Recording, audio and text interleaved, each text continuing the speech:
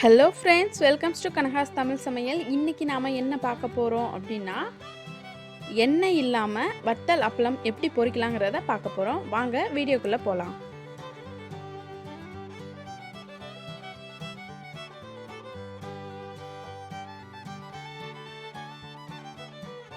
தேவையான பொருட்கள் என்னென்னு ஃபஸ்ட்டு பார்த்துக்கலாம். தூள் உப்பு, அதாவது சால்ட் வந்து 1 கப் அளவுக்கு எடுத்துக்கோங்க.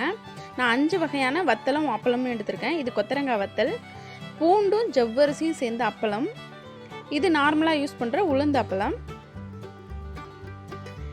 இது பட்டை வத்தல், இது ஜவ்வரிசியும் அரிசியும் சேர்ந்த கலர் வத்தல்.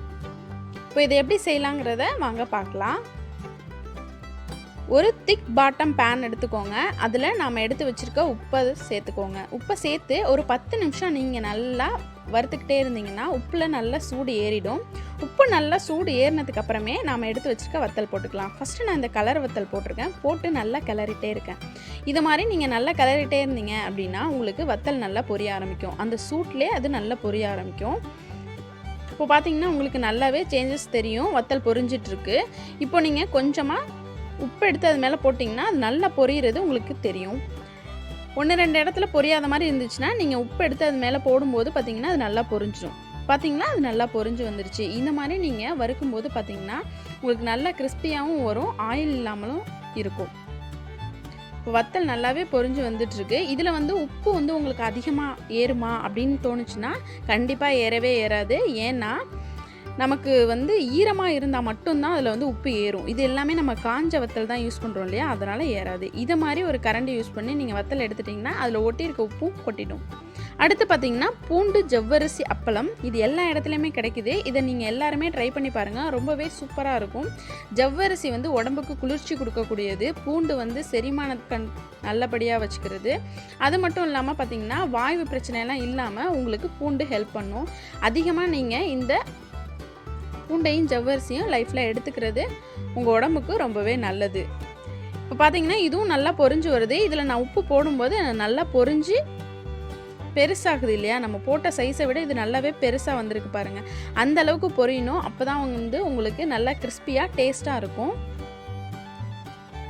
இந்த அப்பளத்தை மட்டும் நம்ம எடுக்கும்போது நல்லா தட்டிட்டு எடுக்கணும். அப்போ தான் வந்து உப்பெல்லாம் நல்லா கொட்டிடும். பார்த்தீங்களா, இந்த அப்பளம் நல்லா பொரிஞ்சிருக்கு. இதை எடுத்து வச்சுக்கலாம். அடுத்து வந்து நான் கொத்தரங்காய் வத்தல் போட்டிருக்கேன். கொத்தரங்காய் வத்தல் பார்த்திங்கன்னா எல்லா இடத்துலையும் கிடைக்கிது. மேக்ஸிமம் நம்ம வீட்டிலே ரெடி பண்ணலாம். எப்படின்னா கொத்தரங்காவை வாங்கி நீங்கள் கொஞ்சமாக தண்ணி ஆட் பண்ணி தேவையான அளவுக்கு உப்பு போட்டு ஒரு 10 நிமிஷம் குக் பண்ணிவிட்டு வெயிலில் காய வச்சு எடுத்திங்கன்னா, அந்த தண்ணியை வடிகட்டிட்டு வெயிலில் காய வச்சு எடுத்திங்க அப்படின்னா உங்களுக்கு கொத்தரங்காய் வத்தல் ரெடி ஆகிடும். ஒரு 2-3 நாள் காய வச்சு எடுத்திங்கன்னா வருஷக்கணக்கில் நீங்கள் ஸ்டோர் பண்ணி வச்சுக்கலாம். இப்போ இது பார்த்திங்கன்னா இது நல்லாவே பொரிஞ்சு வருது. இதில் நிறைய விட்டமின்ஸ் இருக்குது, நிறைய நார்ச்சத்துக்களும் இருக்குது, உடம்புக்கு ரொம்பவே நல்லதும் கூட. இதை மாதிரி நீங்கள் ஸ்டோர் பண்ணி வத்தல் எடுத்து வச்சுருக்கீங்க அப்படின்னா வத்த குழம்பு வைக்கலாம், இல்லை சாம்பார் வைக்கிறோமா அதில் வைக்கலாம், இல்லை இந்த மாதிரி நீங்கள் வறுத்து கூட சாப்பிட்லாம். அவ்வளோ நல்லது இது. இது பார்த்திங்கன்னா நல்லாவே பபிள்ஸாக பொரிஞ்சு வந்திருக்கு இல்லையா, இந்த மாதிரி தான் பொரியணும். அப்போ தான் உங்களுக்கு வந்து டேஸ்ட் நல்லாயிருக்கும். இப்போ இதையும் நம்ம எடுத்து வச்சுக்கலாம். நல்லாவே பொரிஞ்சிருச்சு. இதில் மெயினான விஷயம் என்னென்னா நீங்கள் தீயை குறைக்கவே கூடாது. ஹை ஃப்ளேம்லேயே வச்சு நீங்கள் செய்யுங்க. அப்போ தான் வந்து உப்பில் அந்த சூடு நிதானமாக இருக்கும். நீங்கள் சிம்மில் வச்சு எடுத்தீங்க அப்படின்னா உங்களுக்கு சூடே இருக்காது உப்பு. அப்புறம் வத்தல் நல்லா பொரியாது, சாப்பிடும்போது நல்லா பொரியாமல் இருக்கும்.